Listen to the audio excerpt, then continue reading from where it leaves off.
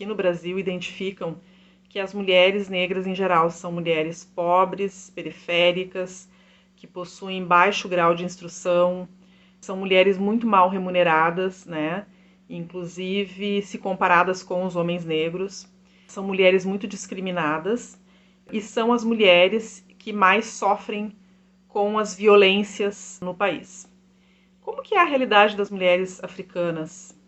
De novo, aqui com essa terceira pergunta, eu não vou conseguir me valer de dados estatísticos quanto seria possível analisando a sociedade brasileira com dados gerais de um continente inteiro que tem cerca de 56 países, né? Não sei se já não aumentou. Então, é um pouco delicado. Mas a realidade das mulheres africanas com relação a isso também é diferente dependendo do contexto, porque se for pensar nas biografias de mulheres africanas, né, então são várias biografias, várias mulheres, diferentes períodos históricos, mas pensando assim na atualidade, por exemplo, assim como a gente tem a Constituição do Zimbábue permite, por exemplo, que quando existe um conflito entre o direito individual, que aí inclui algumas questões de direitos humanos, inclusive, e a tradição, ganha tradição. Então, isso acaba permitindo que aconteçam, e aí eu falo com base nos escritos da Patrícia McFadden, que é uma eswatiniana que viveu por muito tempo no Zimbábue, de um escrito também, diga-se de passagem, que tem cerca de 20 anos, então talvez seja algo que já tenha se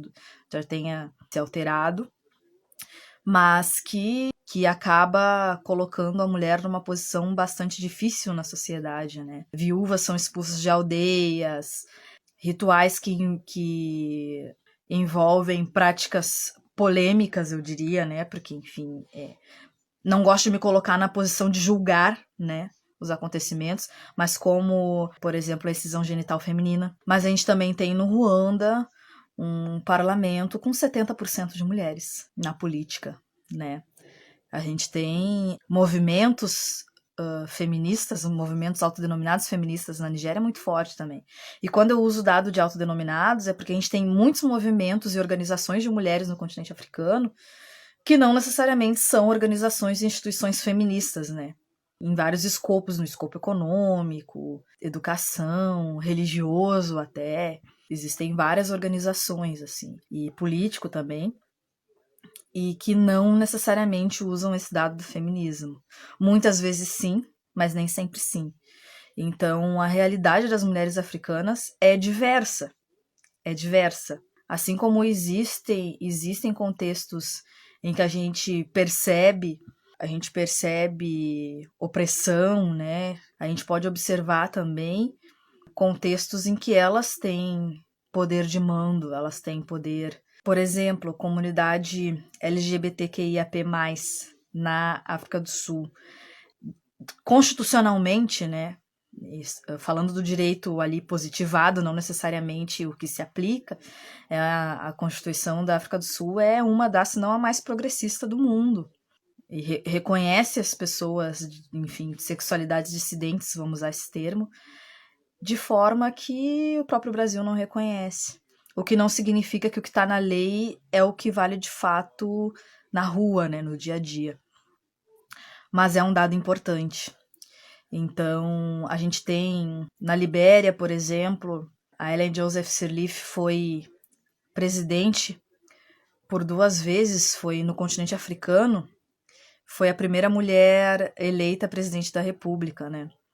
E essa eleição veio no auge de um processo onde a própria Ellen Johnson Sirleaf, ela esteve envolvida na mediação de um conflito interno, né, da guerra civil liberiana. Ela e outras mulheres tiveram importância chave nessa questão. Na Serra Leoa também, os conflitos na Somália também, muitas vezes mediados, intermediados, negociados por mulheres.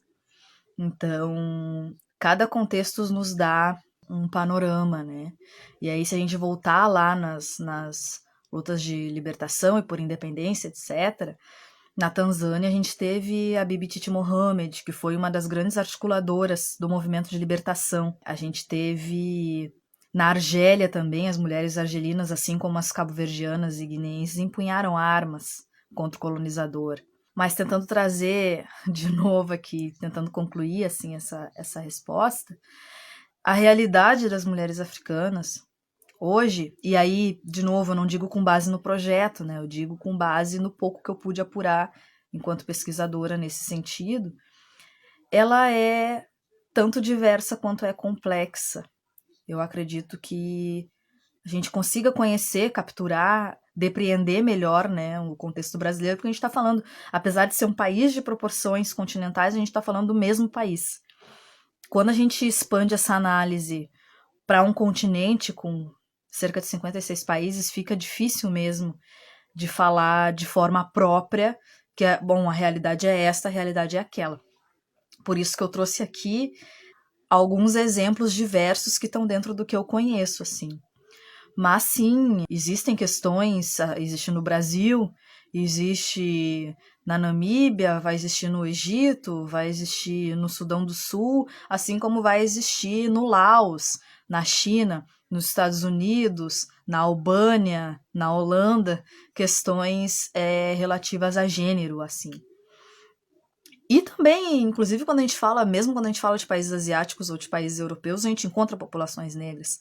A Oceania tem, o continente da Oceania tem uma população negra expressiva e a gente mal sabe sobre isso, por exemplo. Mas é isso, assim, eu acho que é o que eu posso dizer sobre a realidade das mulheres africanas.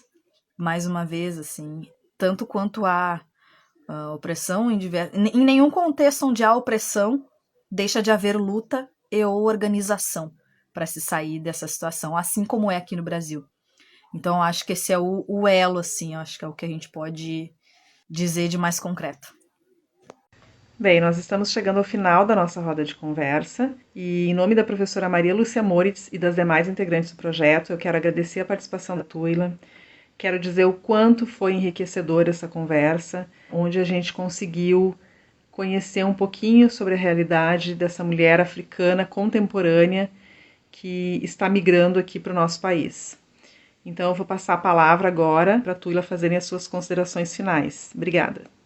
Para finalizar, eu gostaria de agradecer mais uma vez o convite e quem sabe numa outra oportunidade, já que a conversa ela seguiu mais para o caminho da minha pesquisa do que do projeto em si, a gente possa estar trocando com relação a isso também, né? Mais uma vez, obrigada, sucesso ao projeto e é isso aí.